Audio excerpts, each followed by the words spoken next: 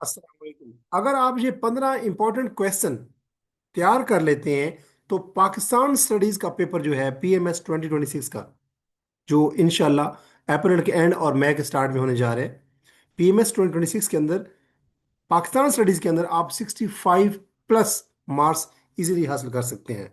मैं उन 15 क्वेश्चन को डिस्कस करने से पहले आपके साथ डिस्कस करूंगा कि पाकिस्तान स्टडीज का जो पेपर होता है उसमें किस किस्म के क्वेश्चंस आते हैं, और उसके बाद मैं डिस्कस करूंगा कि पाकिस्तान स्टडीज का जो पेपर होता है पीएमएस का, उसके अंदर एग्जाम स्ट्रेटजी या आंसर स्ट्रेटजी क्या होनी चाहिए आपकी। Let's start.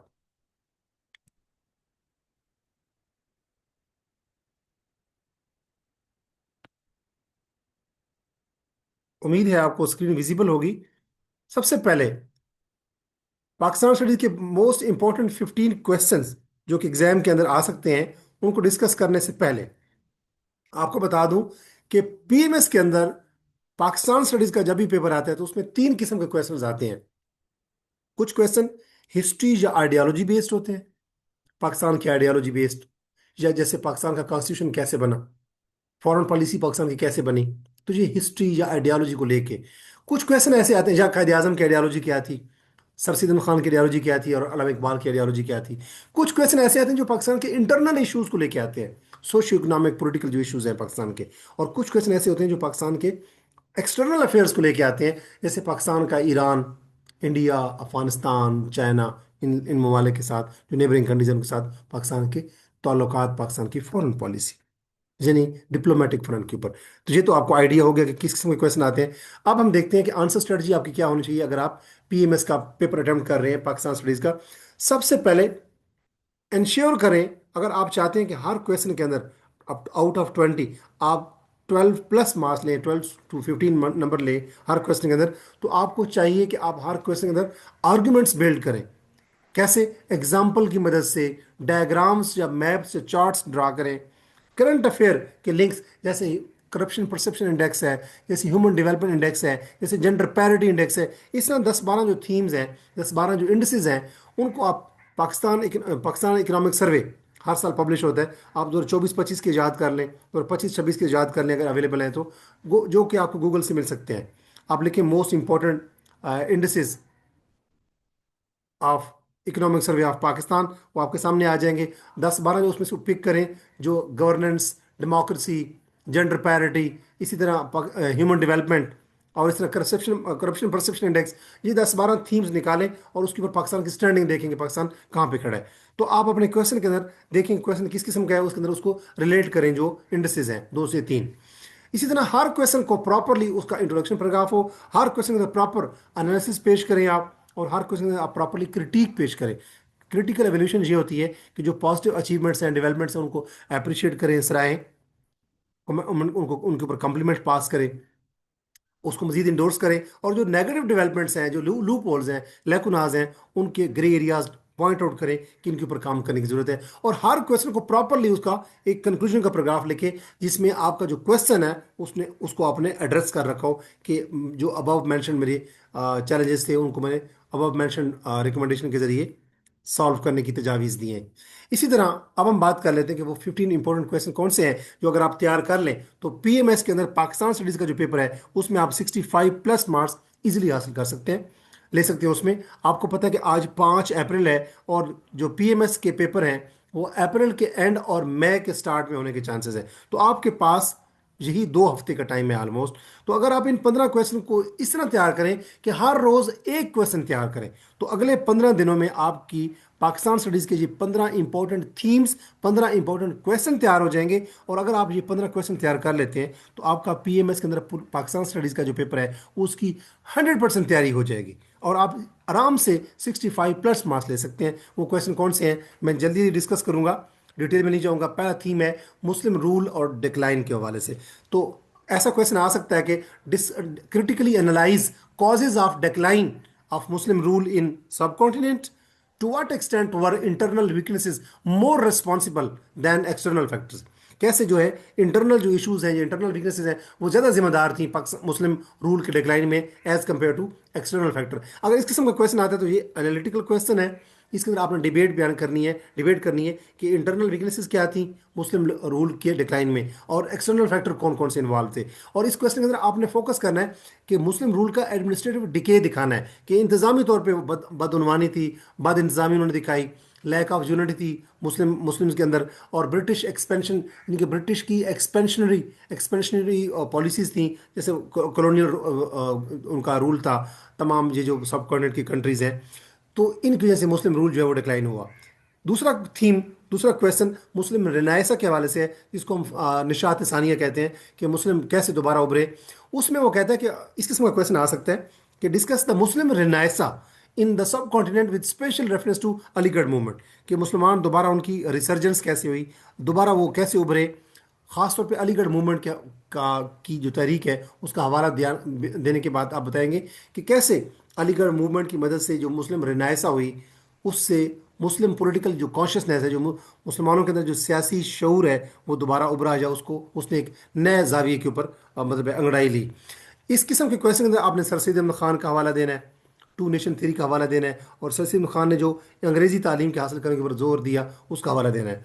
एक और थीम जो आपको तैयार करना चाहिए, तीसरा क्वेश्चन, वो है रोल ऑफ की लीडर्स के हवाले से।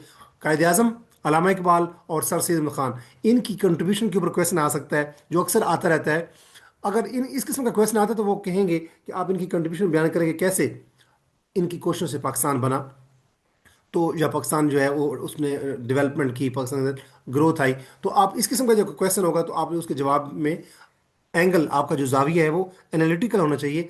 आपने जो कोई भी इनमें से एक बंदा, दो बंदा या तीनों अगर लीडर्स के बारे में आता है, उनकी कंट्रीब्यूशन के बारे में, तो आपने एनालिसिस देना है और साथ साथ अपनी ओपिनियन देनी है क्वेश्चन को एंड करने से पहले, कि क्या वाकई उनकी एफर्ट्स जो थी, अल्लामा इकबाल, कायद आज़म, जैसे सैयद खान, जो भी क्वेश्चन में अब पूछा जाता है कि उनके एफर्ट्स ने कैसे पाकिस्तान को इनएविटेबल बना दिया दुनिया के नक्शे के ऊपर। फिर क्वेश्चन एक और जो थीम है जो आपको तैयार करना चाहिए वो है आइडियालॉजी ऑफ पाकिस्तान के ऊपर क्वेश्चन लाजमी आता है। आइडियालॉजी ऑफ पाकिस्तान को लेके ऐसा क्वेश्चन आ सकता है कि explain the ideological foundations of Pakistan, Pakistan की जो नज़रियाती असास है वो उसके ऊपर उसको एक्सप्लेन करें। How relevant is the two nation theory in contemporary Pakistan, आज के मौजूदा जो पाकिस्तान है उसमें जो टू नेशन थ्योरी है वो कैसे रेलेवेंट है। ये बहुत ही रेपिटेटिव क्वेश्चन है, इस क्वेश्चन को लाजमी तैयार करें। 100% प्रोबेबिलिटी है कि ये क्वेश्चन दोबारा पूछा जा सकता है, टू नेशन थ्योरी वाला। उसके बाद एक और थीम आपको तैयार करना चाहिए, वो है जियोग्राफी को लेके और नेशनल पार्क को लेके। क्वेश्चन क्या आ सकता है कि discuss the geo strategic importance of Pakistan, how does geography influence it's foreign policy and security dynamics. किसी मुल्क, कोई मुल्क कहाँ पे मौजूद है, उसकी जो जियोग्राफी है वो उसकी फॉरेन पॉलिसी और उसकी सिक्योरिटी डायनामिक्स को डिटरमिन करती है, या तो उसको वीक करती है इन दोनों चीज़ों को, फॉरेन पॉलिसी और सिक्योरिटी डायनामिक्स को, या उसको मजीद स्ट्रेंथन करती है। तो पाकिस्तान की जो लोकेशन है, इसकी एक तरफ अफगानिस्तान है, एक तरफ ईरान है, एक तरफ इंडिया, एक तरफ चाइना है, और एक तरफ अरेबियन सी है। तो पाकिस्तान की जो जियोग्राफिक लोकेशन है, इसने इसकी फॉरेन पॉलिसी को और इसकी सिक्योरिटी डायनामिक्स के ऊपर क्या असरात छोड़े हैं, इसके ऊपर क्वेश्चन आ सकता है। अगर ये क्वेश्चन आता है तो आपने फोकस किसी पे करना है, CPEC, Afghanistan factor, India, Iran factor और अरेबियन सी क्यू। इस हवाले से पाकिस्तान इस लोकेशन में, पाकिस्तान इन चीज़ों, ये जो आसपास के जो पड़ोसी ममालिक हैं, जो CPEC China Pakistan economic corridor है, जो one belt one road initiative का की एक्सटेंशन है, तो और अफगानिस्तान हमारे करीब है। तो पाकिस्तान की जो लोकेशन है with respect to India, Afghanistan, Iran और चाइना, इस हवाले से और अरेबियन सी के हवाले से पाकिस्तान की जो जियोग्राफी है वो कैसे पाकिस्तान की फॉरेन पॉलिसी और सिक्योरिटी डायनामिक्स को रीशेप कर सकती है, और ज्योग्राफी की क्या अहमियत है। वैसे एक और थीम आपको तैयार करना चाहिए वो है नेचुरल रिसोर्सेज और इकोनॉमी के हवाले से। और ये क्वेश्चन जो है ये बहुत ही इंपॉर्टेंट क्वेश्चन है, आपको तैयार करना चाहिए, क्योंकि ये ऐसा क्वेश्चन है जो इंग्लिश ऐसे में भी आ सकता है। Critically examine Pakistan natural resources and their role in economic development, why has Pakistan failed to fully utilise him, कि नेचुरल रिसोर्सेज की क्या अहमियत है, पाकिस्तान के जो नेचुरल रिसोर्सेज है और उनका रोल बताएं इकोनॉमिक डेवलपमेंट, पाकिस्तान की मुआशी तरक्की में। क्यों पाकिस्तान अभी तक नेचुरल रिसोर्सेज को प्रॉपरली यूटिलाइज नहीं कर पाया, क्यों नहीं कर पाया, आप उसमें हवाला देंगे कि मिस मैनेजमेंट है, जहाँ पे करप्शन है, गवर्नेंस के इशूज़ हैं, पुअर गवर्नेंस है, मिस गवर्नेंस है। एक और थीम जो आ सकता है पेपर में, पीएमएस पाकिस्तान स्टडीज़ के पेपर में, वो है रीजनल कोऑपरेशन के हवाले से।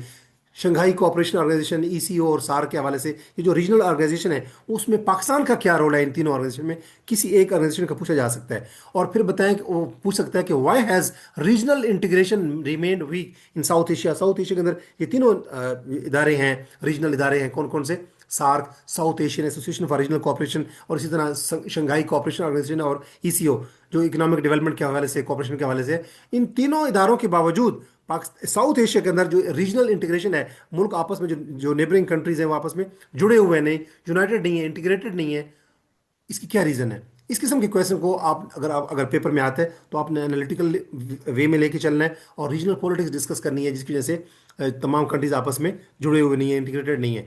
एक और थीम जो आपको तैयार करना चाहिए, आठवां थीम, वो है न्यूक्लियर प्रोग्राम को लेके, और बड़ा हॉट टॉपिक है आजकल, खासतौर पे ईरान वर्सेस जो अमेरिका और जो इसराइल का जो कोलिशन चल रही है और मिडल ईस्ट का जो क्राइसिस है, इस हवाले से ये क्वेश्चन आ सकता है। Discuss the evolution of Pakistan nuclear programme and analyse international concern regarding nuclear proliferation and regional stability.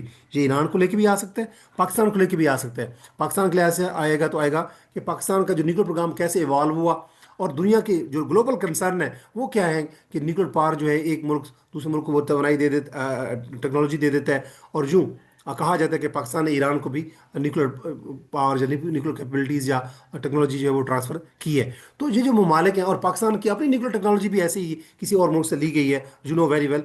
तो ये जो न्यूक्लियर प्रोलिफरेशन होता है कि जो न्यूक्लियर पावर्स है वो आगे फैलती जा रही है, उससे दुनिया अनस्टेबल होती जा रही है, इनसिक्योर होती जा रही है, और रीजनल स्टेबिलिटी के कंसर्न बढ़ रहे हैं। इसके ऊपर टॉपिक के ऊपर क्वेश्चन आ सकता है। अगर इस किस्म का क्वेश्चन आए तो आपने उसको अटेम्प्ट करते हुए बैलेंस अप्रोच रखनी है। ना तो ये कहना है कि दुनिया में किसी मुल्क के पास न्यूक्लियर पावर नहीं होनी चाहिए, और क्योंकि फिर डिफेंस का राइट नहीं बचेगा, और दुनिया में ये भी नहीं कहना कि हर मुल्क के पास न्यूक्लियर पावर होनी चाहिए, वरना आपको पता है रीजनल इंस्टेबिलिटी होगी और ग्लोबल इंस्टेबिलिटी होगी। तो आपने ग्लोबल प्रेशर को देखते हुए एक बैलेंस अप्रोच अडॉप्ट करनी है कि हर मुल्क को अपना डिफेंस का हक है, जैसे ईरान को भी उसी तरह हक है जैसे इसराइल को या अमेरिका को है। लिहाजा ईरान का भी न्यूक्लियर पावर का, जैसे पाकिस्तान न्यूक्लियर पावर है, इंडिया न्यूक्लियर पावर है, तो इस तरह ईरान समेत दुनिया के तमाम ममालिक को अपने आप को न्यूक्लियर पावर बनाना चाहिए, ताकि अमेरिका की तरह जो मुल्क हैं वो चाइना के ऊपर दंदनाते या उनके ऊपर धमकियां ना देते रहे। इसी तरह एक और थीम आपको तैयार करना चाहिए, वो है नेशनल सिक्योरिटी को लेके। नेशनल सिक्योरिटी पर ये क्वेश्चन आ सकता है कि analyse the emerging national security challenges of Pakistan in 21st century. मौजूदा जो 21वीं सदी है, इसमें पाकिस्तान के उभरते हुए नेशनल सिक्योरिटी के मसाइल कौन कौन से हैं, कॉम्प्रिहेंसिव स्ट्रेटजी बताए कि उनको कैसे सॉल्व किए जा सकते हैं। अगर इस किस्म का क्वेश्चन हो तो आपको पता है पाकिस्तान के अंदर एक्सट्रीमिज्म है, सेक्टेरियनिज्म है, साइबर थ्रेट्स हैं जिनके साइबर सिक्योरिटी इशूज़ हैं, और हाइब्रिड वारफेयर का आपने लाजमी डिस्कस करना है। एक और थीम जो 10वां थीम इंपॉर्टेंट है वो है फॉरेन पॉलिसी को लेके, बड़ा इंपॉर्टेंट हॉट टॉपिक है। और आपने इसके ऊपर ये क्वेश्चन आ सकता है कि critically evaluate Pakistan foreign policy toward it's neighbouring countries, जिसमें ईरान, इंडिया और चाइना और अफगानिस्तान। अफगानिस्तान बड़ा इंपॉर्टेंट क्योंकि तालिबान के अटैक करते रहते हैं पाकिस्तान पे। ईरान साथ वार चल रही है अमेरिका के अगेंस्ट, इसराइल के अगेंस्ट, और चाइना हमारे साथ सी पैक के जरिए कनेक्टेड है, अगरचे उसके वो राइवल कंट्री नहीं है। इंडिया जिसके साथ कुछ अर्सा पहले हमारी 3-4 दिनों की जंग हो चुकी है, इससे पहले 1965 की जंग हो चुकी है, 1971 की जंग। तो ये जो ममालिक हैं, जो नेबरिंग कंट्रीज है पाकिस्तान है, पाकिस्तान की उनकी तरफ फॉरेन पॉलिसी कैसी है, कौन कौन सी मेजर चैलेंजेस हैं और कौन कौन सी अपॉर्चुनिटीज हैं। जिस क्वेश्चन में चैलेंजेस और अपॉर्चुनिटीज पूछी गई हों, उस क्वेश्चन में आपने फोकस करना होता है चैलेंजेस और अपॉर्चुनिटीज को, उससे पहले जो चीज़ बयान की गई होती है उसको एज ए कॉन्टेक्स्ट बेस लेना होता है। इसी तरह इस क्वेश्चन की हाई प्रोबेबिलिटी है कि पाकिस्तान की फॉरेन पॉलिसी को लेकर क्वेश्चन आएगा, और कश्मीर डिस्प्यूट के हवाले से पूछा जा सकता है कि discuss the historical background of Kashmir dispute, why has it remain unresolved despite international effort.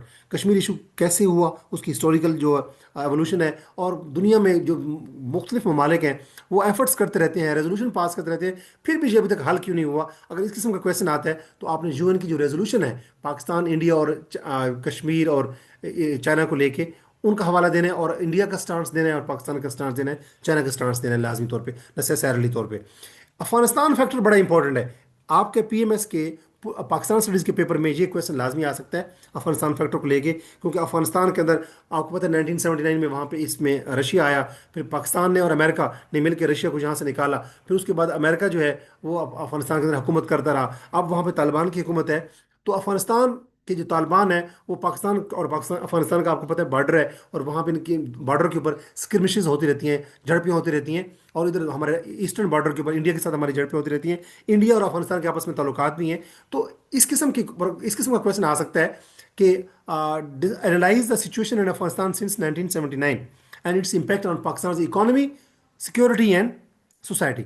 Pakistan के कहा जाता है कि पाकिस्तान की सोसाइटी, इकोनॉमी और जो सिक्योरिटी डायनामिक्स हैं वो स्टेबल होंगे अगर अफगानिस्तान स्टेबल है। और अगर पीसफुल अफगानिस्तान है नहीं है, अनस्टेबल अफगानिस्तान है, तो इसको मतलब पाकिस्तान की सोसाइटी, पाकिस्तान का जो सोशल फैब्रिक है और पाकिस्तान की जो सिक्योरिटी फैब्रिक है और पाकिस्तान की जो इकोनॉमिक फैब्रिक है उसका शिराजा बिखर जाएगा। लिहाजा पाकिस्तान की अफगानिस्तान की सिचुएशन को 1979 से लेकर मौजूदा दौर तक अफगानिस्तान का की जो सिचुएशन है उसका क्या इम्पैक्ट है पाकिस्तान के ऊपर with respect to economy, society and security dynamics. अगर इस किस्म का क्वेश्चन आता है तो आपको पता है रिफ्यूजीज का इशू चल रहा है, हम अफगानियों को वापस भेज रहे हैं, रिपेट्रिएशन का अमल जारी है, टेररिज्म बॉर्डर के ऊपर, अफगान पाकिस्तान बॉर्डर के ऊपर, और ड्रग्स वहाँ से स्मगल होकर आती हैं, जियो पॉलिटिक्स के अंदर पाकिस्तान और अफगानिस्तान जो नेबरिंग कंट्रीज हैं, सिक्योरिटी डायनामिक्स को लेकर क्वेश्चन आपने इसको अटेम्प्ट करना है। और नेक्स्ट जो 13 थीम है 13 नंबर पे, वो है कॉन्स्टिट्यूशन डेवलपमेंट को लेकर, इंतहाई इंपॉर्टेंट, इंतहाई रेलेवेंट और हार्ड टॉपिक है। कॉन्स्टिट्यूशनल जो हिस्ट्री है पाकिस्तान की, पाकिस्तान के अंदर जो आइन था वो कैसे बना, 1956 का था, फिर प्रोविजनल जो है आइन बना 1962 का, फिर 1973 का आइन दिया जुल्फ़िकार अली भुट्टो के दौर में हमने बनाया, तो with special reference to 1973 constitution. और फिर उसमें जो मेजर अमेंडमेंट्स आई हैं, खासतौर पे 18th अमेंडमेंट जिसमें एजुकेशन को प्रोविंशियल स्टेट बना दिया गया, वज़ीर आज़म के अख्तियारात को बढ़ा दिया गया, सदर के अख्तियारात को कम कर दिया गया, प्रोविंशियल ऑटोनॉमी को इंश्योर किया गया। और 27th अमेंडमेंट जिसमें जो जुडिशल पावर्स हैं, जो जो जजेस की पावर है, अदलिया की ताकतें, उनको कम किया गया, उनके अथॉरिटीज़ को, उनके अख्तियारात को। तो ये क्वेश्चन जो कॉन्स्टिट्यूशनल डेवलपमेंट के हवाले से कि आइन पाकिस्तान में कैसे बना, उसमें कौन कौन सी अमेंडमेंट आई हैं, तो इसमें 8th अमेंडमेंट, 27th अमेंडमेंट और 18th अमेंडमेंट का लाजमी जिक्र करें। इस तरह एक और जो सेकंड लास्ट थीम है वो है डेमोक्रेसी और गवर्नेंस को लेके। ऐसे के हवाले से भी पीएमएस की इंग्लिश ऐसे के हवाले से भी ये टॉपिक बड़ा इंपॉर्टेंट है। और इसके ऊपर उर्दू में भी, जो पीएमएस का उर्दू का सब्जेक्ट है, उसमें भी क्वेश्चन आ सकता है। और अगर हम पाकिस्तान स्टडीज़ को लेके देखें तो पाकिस्तान स्टडीज़ का जो है जो पेपर है उसमें डेमोक्रेसी और गवर्नेंस को लेकर इस किस्म का क्वेश्चन आ सकता है कि critically analyse the evolution of democracy in Pakistan, कि पाकिस्तान में जमहूरियत कैसे उभरी, what are the major obstacle to democratic stability. Pakistan में जमहूरियत जो है उसका इस्तेहकाम नहीं हुआ अब कभी, क्योंकि मार्शल लॉज लगते रहे हैं, मिलिट्री इंटरवेंशन होती रही हैं। तो पाकिस्तान के डेमोक्रेटिक स्टेबिलिटी के रास्ते में कौन कौन से चैलेंजेस हैं, या रुकावटें हैं, या ऑब्स्टेकल हैं, या स्पीड ब्रेकर्स हैं, या सेटबैक्स हैं, उनको मेंशन करें। अगर इस किस्म का क्वेश्चन आता है तो सिविल मिलिट्री जो इम्बैलेंस है, या सिविल मिलिट्री जो टेंशन है, उनको मेंशन करें। और आखिरी थीम जो आपको तैयार करना चाहिए पीएमएस के पाकिस्तान स्टडीज के हवाले से, वो है सोशियो इकोनॉमिक चैलेंजेस, जो कि अक्सर इंग्लिश ऐसे के पेपर में भी इस किस्म का ऐसे आ जाता है कि पाकिस्तान के जो सोशियो इकोनॉमिक जो चैलेंजेस हैं, जो समाजी और माशी मसाइल हैं, वो डिस्कस करें, इंक्लूडिंग जैसे उसमें गुर्बत है, जैसे उसमें एजुकेशन का मसला है, अनएम्प्लॉयमेंट, बेरोजगारी है, हेल्थ के इश्यूज हैं, और पॉपुलेशन हमारी बहुत बढ़ती जा रही है, फिफ्थ मोस्ट पॉपुलस कंट्री हम दुनिया में बन चुके हैं। हमारी जो आबादी है वो उस रेशो से बढ़ रही है जिस रेशो से हमारी जीडीपी नहीं बढ़ रही। तो प्रैक्टिकल सोल्यूशन बयान करें, स्ट्रेटजीज बयान करें, कैसे इन पाकिस्तान के सोशो इकोनॉमिक चैलेंजेस को हम हल कर सकते हैं। तो अगर इस किस्म का क्वेश्चन आता है तो एटलीस्ट 8-10 आपने थीम डिस्कस करनी है, सोशो इकोनॉमिक चैलेंजेस, और उनका सोल्यूशन बताना है। और अगर इस किस्म का क्वेश्चन आता है तो आप उसमें सस्टेनेबल डेवलपमेंट गोल्स का हवाला दे सकते हो, और पॉलिसी रिफॉर्म लाजमी आपको डिस्कस करनी चाहिए। ये 15 इंपॉर्टेंट क्वेश्चन थे। अगर आप इन क्वेश्चन को तैयार कर लेते हैं तो आपके पीएमएस के पेपर में भी तकरीबन 15 से 20 दिन रहते हैं। तो आप कम से कम तो आप डेली बेसिस पे अगर एक क्वेश्चन, एक थीम तैयार करें, तो अगर आपने अभी तक पाकिस्तान स्टडीज़ की तैयारी नहीं की पीएमएस के हवाले से, तो पीएमएस 2026 का पाकिस्तान स्टडीज़ का पेपर की 100% तैयारी कर सकते हैं अगर आप इन 15 क्वेश्चन को तैयार कर लें। हर रोज़ का एक क्वेश्चन, 15 दिनों में 15 क्वेश्चन। और अगर आप इन 15 क्वेश्चन को तैयार कर लेते हैं तो आई गारंटी यू कि आप 65+ मार्क्स ले सकते हैं, बशर्ते कि अगर आपको पता हो कि हर क्वेश्चन के अंदर मैंने कैसे आर्गूमेंट डेवलप करने हैं, हर क्वेश्चन के अंदर मैंने कैसे डायग्राम या एग्जाम्पल देनी है, हर क्वेश्चन के अंदर मैंने कैसे करंट अफेयर्स यानी जैसे इंडस्ट्रीज होते हैं वो डिस्कस करने हैं, हर क्वेश्चन का प्रॉपर इंट्रोडक्शन पैराग्राफ दें, हर क्वेश्चन का प्रॉपर एनालिसिस दें, हर क्वेश्चन का प्रॉपर क्रिटिक पेश करें, जिनकी पॉजिटिव डेवलपमेंट को अप्रिशिएट करें, जो नेगेटिव चीज़ें हैं, या लूप होल्स हैं, लैकुनाज हैं, वीकनेसेस हैं, उनको आइडेंटिफाई करके उनके बारे में रिकमेंडेशंस दें। और हर क्वेश्चन को प्रॉपरली, जो भी क्वेश्चन लेकिन चाहे वो 2 सफ़ों पे हो, 3 सफ़ों पे हो, 4 सफ़ों पे हो, उसका कंक्लूजन का पैराग्राफ लाजमी होना चाहिए। किसी क्वेश्चन को अटेम्प्ट करते हुए अचानक क्वेश्चन को छोड़ के नेक्स्ट क्वेश्चन अटेम्प्ट ना करें, बल्कि हर क्वेश्चन का इंट्रोडक्शन का पैराग्राफ और कंक्लूजन का पैराग्राफ जो है वो एग्जामिनर लाजमी पढ़ता है। और अगर हर क्वेश्चन अगर आप 1 या 2 डायग्राम देते हैं, कोई फ्लो चार्ट बनाते हैं, कोई टेबल ड्रा करते हैं, कोई फैक्ट्स एंड फिगर देते हैं, कोई दायरा बना के, तो वो चीज़ जो है वो एग्जामिनर को इंगेज करती है। विजुअल रिप्रेजेंटेशन बड़ी इंपॉर्टेंट है। अक्सर कैंडिडेट इतना अच्छा क्वेश्चन, उनके पास इतना मवाद बात नहीं होता, लेकिन प्रेजेंटेशन बड़ी अच्छी होती है, लिहाजा उनके मार्क्स जो है, अगर एक अच्छा कैंडिडेट है, एक कैंडिडेट के पास अच्छे रिमार्क्स आर्गूमेंट्स हैं, लेकिन उसके पास प्रेजेंटेशन नहीं है, तो हो सकता है वो 10 नंबर ले। एक और कैंडिडेट जो माठा सा है, जिसके पास इतने अच्छे आर्गूमेंट्स नहीं है, इतनी अच्छी एग्जाम्पल नहीं है, लेकिन प्रेजेंटेशन अच्छी है, तो हो सकता है उसको 12 नंबर मिल जाए। तो अगर आप इन 15 थीम्स को तैयार कर लेते हैं, हर रोज एक क्वेश्चन पाकिस्तान स्टडी का, तो आप 15 दिनों में इन पाकिस्तान स्टडीज़ की जो तैयारी है पीएमएस के हवाले से, वो 100% कर सकते हैं। और अगर आप इन तजावीज़ पे अमल करेंगे, तो आप अपने पेपर के अंदर 65% मार्क्स इजीली ले सकते हैं। मैं अपनी आने वाली वीडियो में